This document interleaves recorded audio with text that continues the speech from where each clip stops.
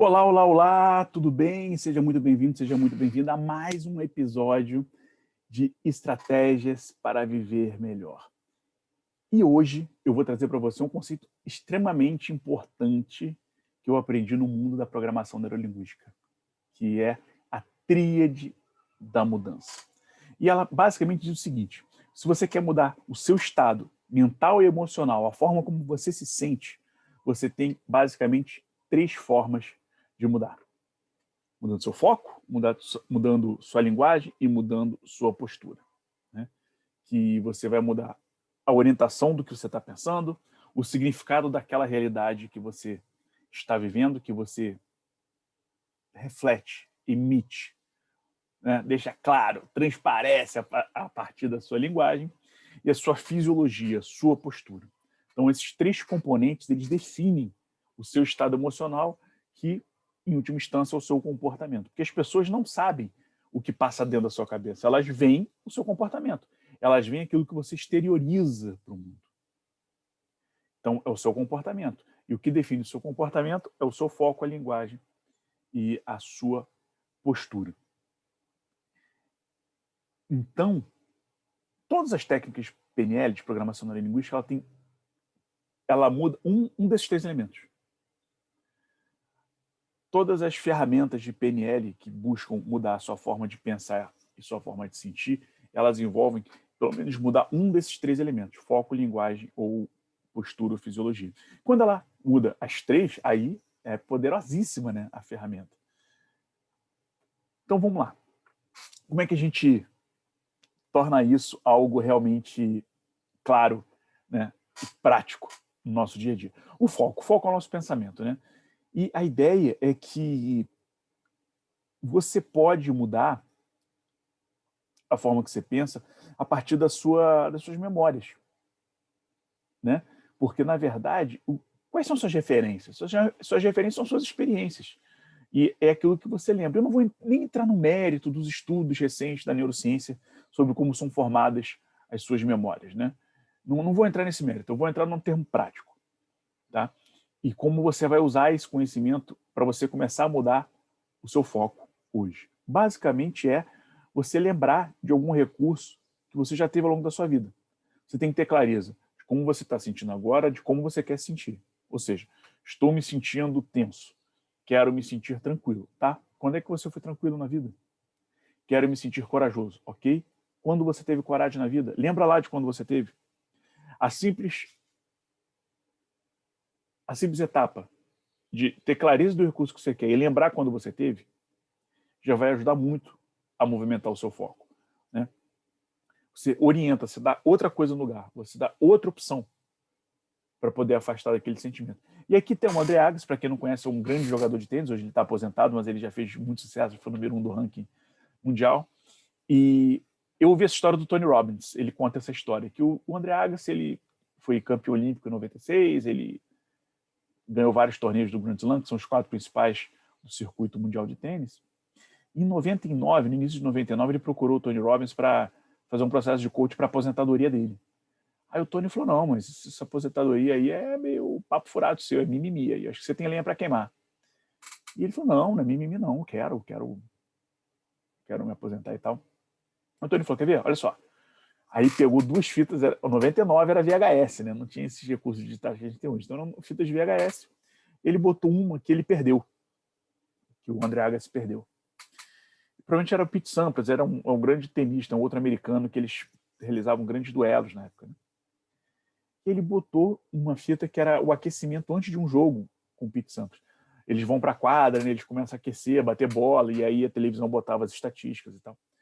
E aí o Tony Robbins mostrava assim, tá vendo? Ó, você aí agora, o André Agassi, né, batendo meio mais ou menos. Aí o Tony falou assim, e aí? Você lembra o que passava pela sua cabeça aí, nesse momento? Aí o André Agassi parou e falou, ó, estou enfrentando o Pete, provavelmente eu estava lembrando da última vez que eu tinha perdido para ele. Então, estava querendo, né, prestar um pouco mais de atenção naquilo que eu tinha que ter cuidado, o que eu tinha que focar e tal. Acho que foi isso. Acho que estava lembrando da última vez que eu perdi para ele e o que eu tinha que fazer diferente. Ele, tá bom. Aí deu eject na fita, botou outra, que era quando ele ganhou, numa final que ele ganhou, acho que do Patrick Rafter, num torneio de Wimbledon, se eu não me engano. E aí o André Agassi, cara, já era outra pessoa, estava agitado, batendo forte assim. Aí o Agassi até riu, né? Aí ele falou, você tá rindo então? Você é capaz de lembrar o que você estava lembrando, o que você estava focando, pensando nesse momento aí? Aí o Agassi olhou e falou, cara, eu estava pensando como é que ele teve a coragem de aparecer. Então, quer dizer, olha só, a mudança de estado. Né? Numa, ele estava pensando na última derrota. Na outra, ele pensando, cara, como é que o adversário teve a coragem de aparecer? Ele estava tão confiante que ele ia ganhar. Né? Então, foco. Aí o Tony Robbins falou, perfeito, eu posso fazer você voltar a pensar dessa maneira. Que é ele confiante, né? Aí o Agassi falou, tá bom, fechado, vamos fazer esse processo aí. Fizeram. Em 99 teve uma grande guinada na carreira do André Agassi. Ele ganhou o Roland Garros, que ele nunca tinha ganho, foi o único Grand Slam que ele não tinha vencido. Ele ganhou de novo, se eu não me engano, o US Open naquele ano.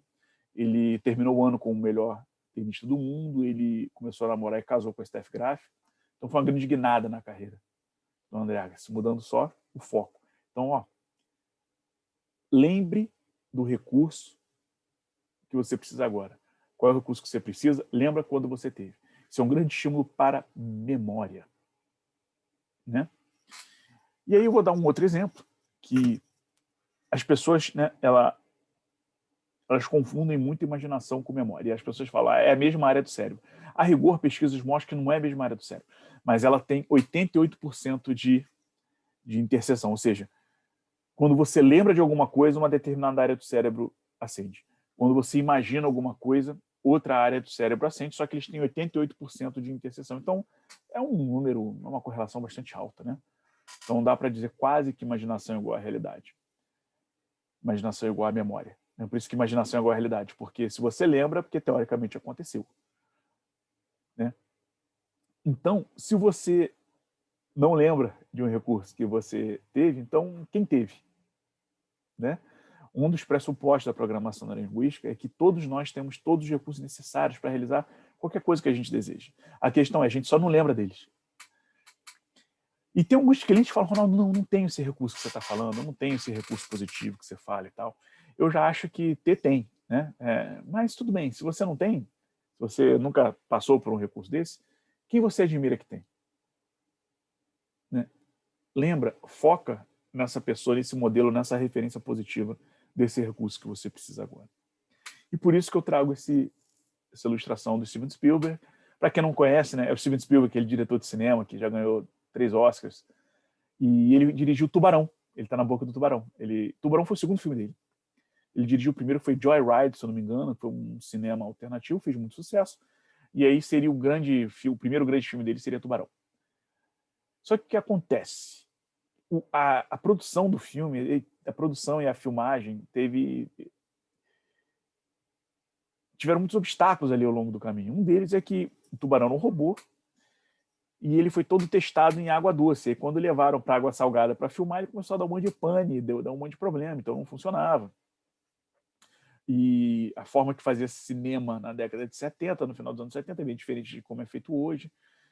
O filme era muito caro, você não conseguia... Enfim, eles estavam acabando todos os recursos de orçamento para filmar Tubarão e eles não conseguiam filmar o Tubarão em si. O grande protagonista era o Tubarão. E aí, olha só que situação, né? Steven Spielberg, né, que estava tudo para ser um grande cineasta de sucesso, tinha uma carreira brilhante pela frente, começou a ser contestado e poderia ser um grande fracasso, né? Tubarão. E em um determinado momento, né, Steven Spielberg, década de 70, só para deixar claro aqui, a programação neurolinguística surgiu nos anos 70 na Universidade de Santa Cruz, na Califórnia. Steven Spielberg morava na Califórnia nessa época também, e Tubarão foi final dos anos 70. Então, eles conheciam, eles sabiam do que eles estavam falando. Né? Era um conhecimento meio que difundido naquela área, nos Estados Unidos. E aí teve um momento que Steven Spielberg falou, cara, beleza, então vamos lá. A grande referência dele era Alfred Hitchcock. Ele pensou, falou, ó, se Hitchcock estivesse aqui no meu lugar, gravando esse filme, o que ele faria? Aí ele pensou um pouco, né? Se associou um pouco, enfim, usou aquelas técnicas. Naquela época também estava em voga meditação, tinha outras técnicas para calmar a mente, estimular, né, a criatividade e tal. E ele falou, tá bom, se Alfred Hitchcock estivesse no meu lugar, ele falou, já sei. Ele não ia fazer um filme de aventura e terror, ele ia fazer um filme de suspense. No filme de suspense, o que Hitchcock faz? Ele não revela, ele esconde. E aí ele mudou a dinâmica da filmagem de Tubarão. E Tubarão, ele só aparece aos 88 minutos de filme, né? Quase 1h30 de filme, aparece Tubarão. Então, o protagonista do filme demora para aparecer. Então, em vez de revelar o tubarão, ele vai esconder o tubarão. E depois as imagens foram feitas só em close, assim, não era grande... Não comprometia muito os problemas que estavam tendo com o robô. E Tubarão virou Tubarão, né? Virou uma grande referência do que a gente fala até hoje, 2021, assim, 40 anos depois, a gente consegue falar do filme, que foi um grande sucesso, um baita sucesso. Então, é isso. Muda sua orientação mental, muda seu foco, tendo clareza qual é o recurso que você precisa. Primeiro, você lembra quando você teve. Não consegue? Então, quem você admira que tem? Né? Qual o recurso que você vai buscar desse modelo, desse mentor? E aí eu trago aqui um experimento social, né, de psicologia social, porque Tríade da Mudança tem muita questão sobre presença, poder pessoal, porque comportamento, estado mental envolve presença e poder pessoal. E aí PNL, apesar de PNL não ser exatamente um conceito acadêmico, né, não ser algo que é estudado de fato em academia, universidades, existem as proxies, né, elementos muito próximos que você pode estudar e são estudados e que trazem exatamente a eficiência desse processo. E um deles foi esse estudo com gelo, como funciona a mudança do foco para a proteção física. Que era o seguinte, eles basicamente pegavam um balde de gelo, falavam para a pessoa botar, bota a mão no gelo aí e fica o tempo que der, o tempo que você aguentar. Aí fica lá. A média era 45 segundos. Tá? A média era 45 segundos. Aí depois eles falavam com a pessoa, lembra de um momento em que você superou algumas questões na sua vida, ou algum momento que você teve muita presença, algum momento que você conseguiu aguentar algumas dificuldades e tal. Só lembra desse momento. Aí a pessoa lembrava, como é que foi? Aí quem estava conduzindo o estudo, né, tinha uma certa conversa, fazia simplesmente ela lembrar de uma situação que foi realmente importante na vida, em que ela teve uma superação, né, física ou emocional. Depois que a pessoa lembra dessa situação, bota a mão de novo no gelo e vê quanto tempo você aguenta. Em média, elas conseguiram ficar mais 45 segundos, então ficaram 90 segundos, dobraram. Ou seja, esse simples exercício de mudança de foco faz você dobrar a sua capacidade de resistência física e emocional. Faz sentido? Interessante. Agora, vamos falar de linguagem, né? Tríade da mudança pela linguagem, que é o outro eixo. A ideia da linguagem é que percepção é projeção, e que palavras são códigos que dão significado à sua experiência. Tem vários estudos ou conceitos, né, que dizem que aquilo que não pode ser nomeado não existe na sua realidade. Então você tem que nomear, você tem que botar um label, um rótulo, e assim você consegue codificar, condensar experiências da sua vida, né? E a ideia é bem interessante, que é uma pergunta: você consegue ver algo que você não consegue definir em palavras? Para você pensar um pouquinho sobre isso. E tem um experimento do neurocientista Julius Davidoff, que foi feito com a tribo Rimba na Namíbia. E ele pegava basicamente isso. Ele pegou exatamente esse desenho, é um monte de quadrado verde, com variações de verde. Eu não sei o quão calibrado você é, mas esses verdes são diferentes. Eles têm intensidades, né, de cor diferente. É o mesmo verde, mas com variedade de tonalidade. E um quadrado é azul. Ele perguntava para esse pessoal da tribo Rimba aí, vem cá, qual quadrado é azul? E ninguém conseguia responder. Ninguém conseguia responder. Né? Ninguém conseguia responder. Quando ele substituiu o azul por um outro verde, ele perguntava qual o verde mais escuro? Todos sabiam responder. Qual o verde mais claro? Todos sabiam responder e todos acertavam. Talvez nós não estejamos tão calibrados e a gente tenha dificuldade de responder qual é o verde mais claro ou o verde mais escuro, ainda mais para quem é daltônico, né? Como eu. E aí, quando esse experimento mostra, ele substitui um tom de verde por um azul e pergunta qual é o azul e ninguém sabe, aparentemente você fala, pô, mas é óbvio, é o que não é verde. Mas olha que interessante, o detalhe da pesquisa. Na tribo Rimba não existe a palavra para azul. Não existe palavra para azul. Então eles não sabem o que é. Eles não sabem o que é. Ele não sabia responder. Tem alguns estudos que, eu não sei exatamente a referência, mas eu já li, já ouvi, citadas várias vezes em aulas, em treinamentos. Por exemplo, por que os índios, né, não atacaram as caravelas quando chegavam no Brasil? Porque eles não tinham uma palavra para navio. Então era difícil, eles não tinham essa palavra para navio, então eles não sabiam o que era, não via, né? Ficava meio não sabe muito como responder, né? E aqui um outro experimento que Tony Robbins traz, são 51 tons de branco para esquimó. Não são 50 tons de cinza, são 51 tons de branco. E interessante, se eu te perguntar qual é o tom mais claro, o tom mais escuro, talvez a gente tenha dificuldade, mas para o esquimó faz todo sentido. Né? Porque para o esquimó, a tonalidade do branco pode ser, inclusive, a sua sobrevivência. Porque ele vai saber que o gelo está mais fino, e aí, se ele for, ele corre risco de cair, enfim, cair numa água congelante. Então, tem uma frase do Tony Robbins que é brilhante, que é: a qualidade da sua vida depende da qualidade do seu vocabulário. E eu acompanho não sei se você sabe, mas hoje está muito na moda esses estudos, esses canais, né, esses blogueiros, ou esse serviço que ajuda a imigração para os Estados Unidos, para a Europa, né, principalmente para Portugal. E aí tem um cara que eu acompanho que ele fala: uma palavra a mais no seu vocabulário é $1 a mais no seu salário. Então é bem interessante. Uma palavra a mais no seu vocabulário é $1 a mais no seu vocabulário. E o Tony Robbins fala: a qualidade da sua vida depende da qualidade do seu vocabulário. Palavras, quanto mais palavras você tem, é como se você tivesse um repertório maior de códigos e um repertório maior de experiências. Essa é a grande ideia. Palavras são experiências, são códigos. E Tony Robbins, falei bastante dele, está aqui, a carinha dele para quem não conhece, ele tem uma ferramenta bem interessante, um exercício de vocabulário transformacional, que é para você mesmo, né? Mas é bom você treinar. E é um bom exercício de reflexão e de ressignificação. Você faz uma lista. Você começa a perceber como você se comporta, né? Quais são as palavras que são mais usadas no seu dia a dia. Você leva um dia para você fazer um exercício, você leva um dia, depois uma semana, você começa a ver quais são as palavras mais usuais no seu dia a dia, as expressões, e provavelmente vão ser expressões e palavras de conotação negativa. E você começa a substituir. A ideia é que você diminua a intensidade de palavras ruins. Quer meu exercício? Né? Eu tirei isso dos exemplos dele lá, do livro, do Vocabulário Transformacional, do livro do Tony Robbins, que é Desperte o Gigante Interior.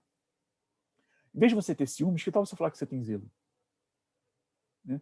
Perceba como é que você se sente, ou simplesmente experimente com seu parceiro ou parceira. Vai falar assim: mas você tem muito ciúmes. Eu falo assim: não tenho ciúmes, eu tenho zelo por você. Eu cuido de você. Não é que vai magicamente resolver, mas perceba se a intensidade não vai diminuir. Aquela pressão, aquele peso não vai diminuir um pouco. Inveja. Substitui inveja por admiração. Perceba como você se sente. Medo por cautela. Cara, você tem muito medo. Não, eu tenho cautela. Eu sei o que está em jogo. Hipocrisia por diplomacia. Algumas pessoas não concordam. Mais uma vez, não é que concorde. O objetivo aqui é você amenizar o peso negativo das expressões, principalmente das que você usa para se referir à sua realidade externa. Eu comecei a entender, será que aquilo que você está vendo é uma hipocrisia ou é uma diplomacia? Isso é muito comum no ambiente profissional. Eu já apliquei muito com pessoas, com meus clientes coach executivo, né, eles começaram a perceber que é uma diplomacia, porque acontece, faz parte do jogo. Né? Outra que era muito interessante, que era network. As pessoas detestam network porque eles associavam network com interesse. Eu perguntava: você já agiu com interesse antes? Não. Eu falava: tem certeza? Você vai casar, não vai? Vou. Você já fez alguma coisa para agradar o seu noivo? Já. Você se sente mal por isso? E aí, antes dela começar a reagir, eu falei: não reage, só sente um pouquinho como é que é a percepção. E veja, não tem nada de errado. O problema é que as pessoas elas começam a conflitar interesses. Talvez o interesse em jogo seja diferente do seu interesse. E por isso você generaliza que network é ruim. Porque você acha que network é igual a interesse e você acha que o network está sendo feito por interesse diferente do seu. Mas perceba, isso foi um interesse próximo ao seu. Isso foi um interesse convergente ao seu. Faz sentido cultivar network? 100% das pessoas falam assim: cara, faz. Comecei a entender, já mudou e começou a praticar network de uma forma muito mais eficiente, mais leve. Né? Repressão. Meu pai era muito repressor. Não, ele não era repressor, ele só tinha disciplina. Olha como é diferente. Né? E quando você começa a associar, é interessante. Eu não lembro agora o nome do autor, me vem agora um estudo sobre educação. Cara, eu tô com o nome da pessoa, eu tô com a pessoa aqui, mas eu não lembro o nome dela. Mas é um livro sobre educação que era muito contestado, que educação é dar limite, né? E as pessoas não gostavam de limite, porque limite tem a ver com repressão, com disciplina. Mas lembra muito de ditadura militar, enfim, pessoas que sofreram com ditadura. Era uma associação de palavras e experiências que generalizavam algo ruim.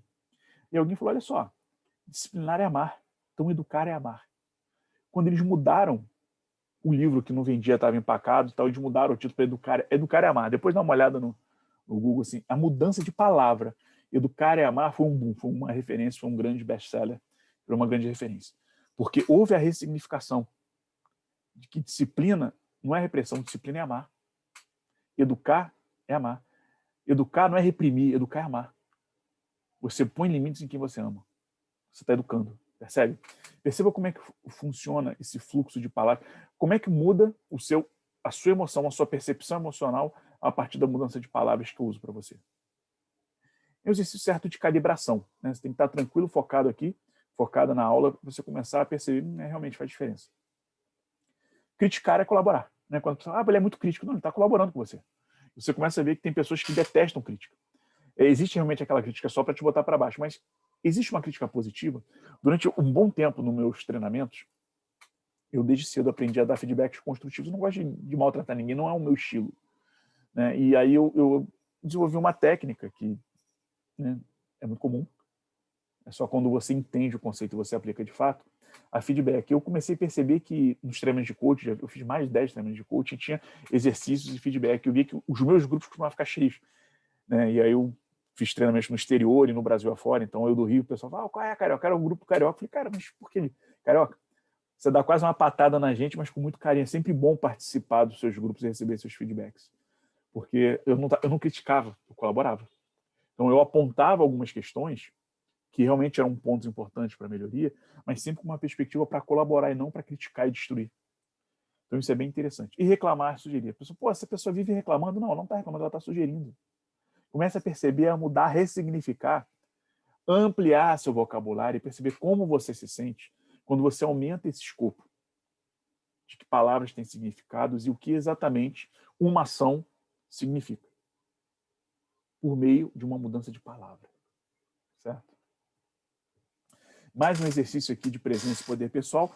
Aqui são as fontes dos estudos, né, de empatia e é bem interessante. Aqui tem algumas combinações de estudos, né, sobre empatia, sobre leitura facial. E o que é mais interessante é que esses estudos foram feitos em seleção profissional, né, tipo entrevista de emprego, dinâmica de emprego. E aí o que era bem interessante era que eles pegavam grupos, aí tinha um grupo de controle, e aí tinham dois grupos. Um que eles faziam tipo um aquecimento ali, né? Eles envolviam as pessoas antes da dinâmica de grupo, eles conversavam algumas coisas, tinham alguns textos, e aí era um grupo de controle e tinham dois grupos. Um grupo, eles carregavam, eles falavam a mesma história, só que com palavras meio depreciativas, sobre como submissão, fracasso, perdas, exclusões, né, preconceito. Eles tinham algumas palavras inseridas nesse roteiro.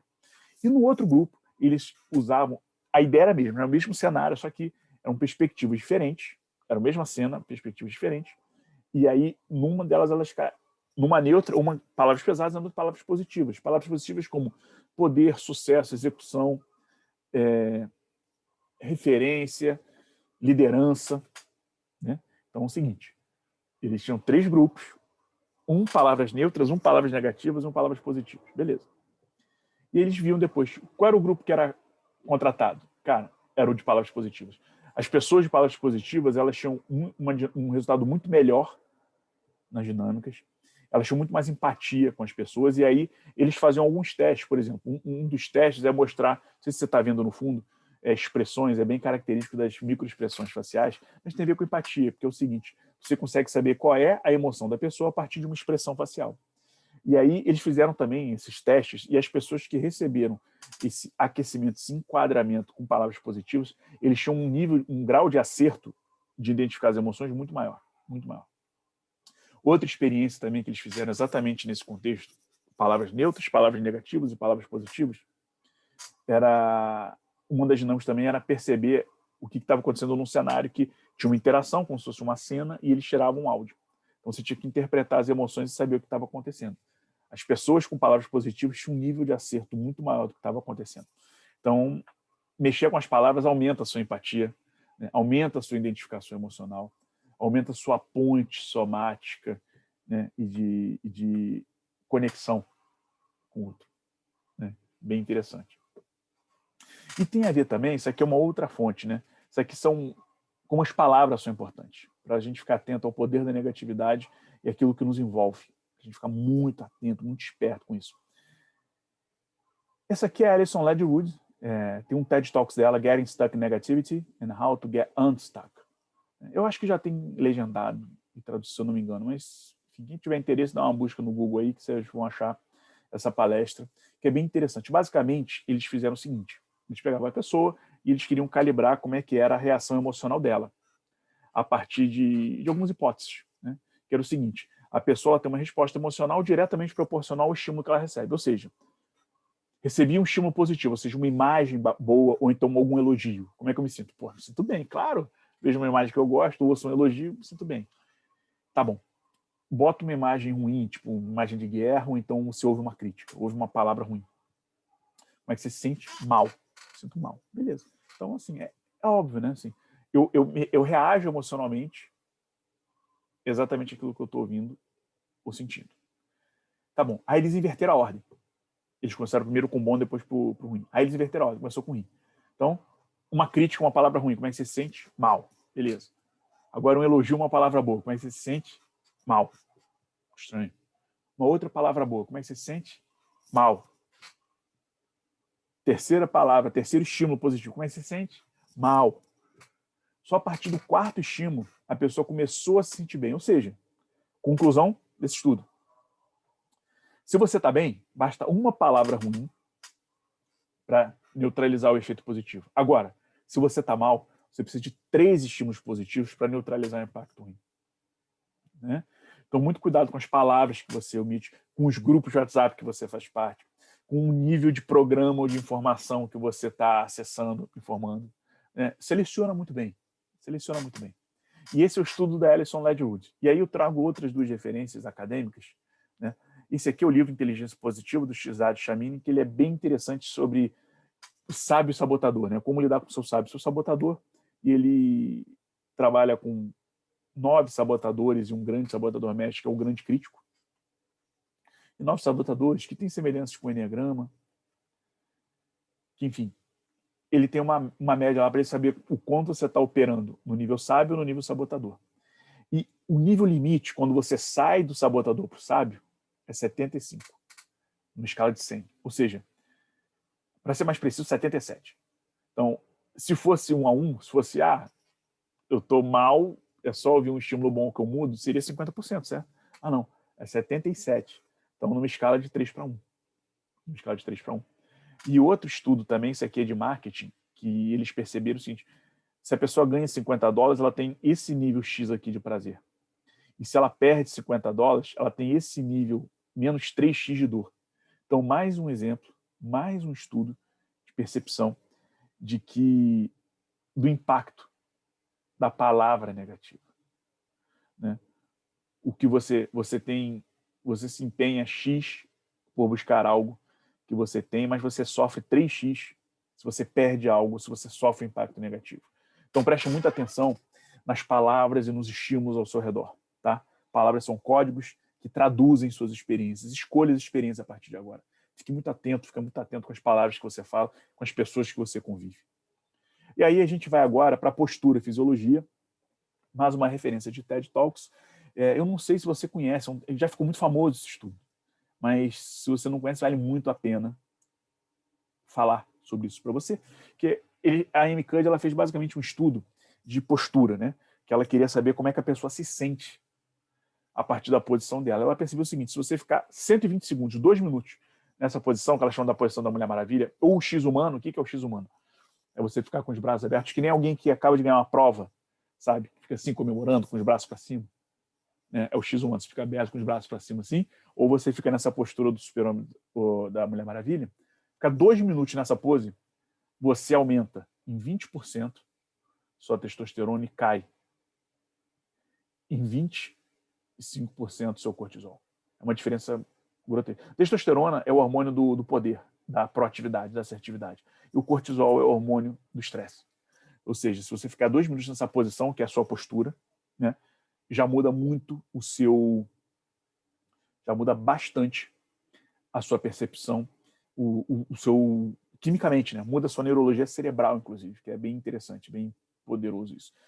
Um dos meus irmãos, eu tenho 2 irmãos que são gêmeos entre si, um dos meus irmãos, ele se formou em Berkeley, foi nadador, foi da seleção brasileira de natação, ganhou bolsa para estudar nos Estados Unidos, para treinar nos Estados Unidos. E era bem interessante. Ele que me introduziu, né, meio que sem querer, nesse mundo de desenvolvimento humano, que foi ele que me apresentou Tony Robbins lá nos anos 2000. Me apaixonei, comecei a estudar Tony Robbins, depois PNL, Programação Neurolinguística, comecei a estudar várias coisas. Especializei na área.